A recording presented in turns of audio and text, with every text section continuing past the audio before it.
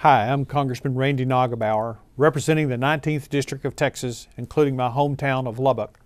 I'm sorry I couldn't join you in person today, but I wanted to share my perspective on the proposed listing of the Lesser Prairie-Chicken as threatened under the Endangered Species Act. When a species is listed as threatened, it is protected from certain actions by humans, and the results are severe restrictions on activities on public and private land. Landowners can face both civil and criminal penalties for engaging in activities that might harm or harass the species.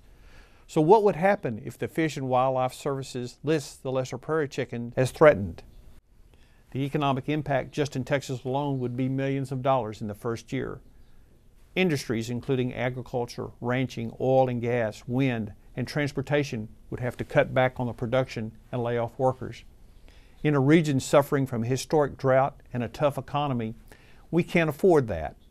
Also find it hard to justify any federal rulemaking that's determined by lawsuits more than science. These decisions shouldn't be made in closed-door meetings of bureaucrats and interest groups in Washington. Unfortunately, agenda-driven litigation has resulted in arbitrary deadlines and shoddy scientific assessments.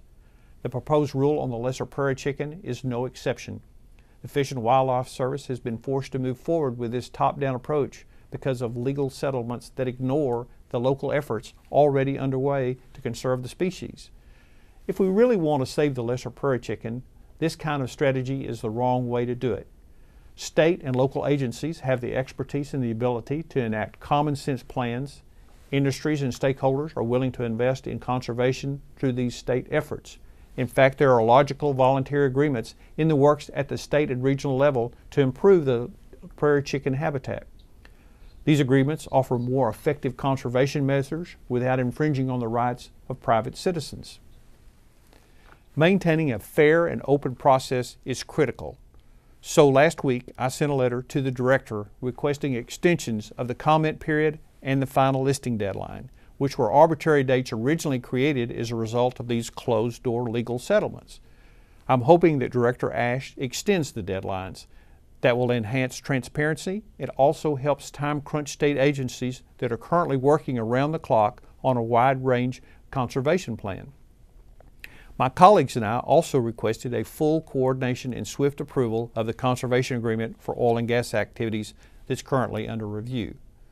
Later this spring, I plan to introduce a reform bill to address some of the problems with the Endangered Species Act.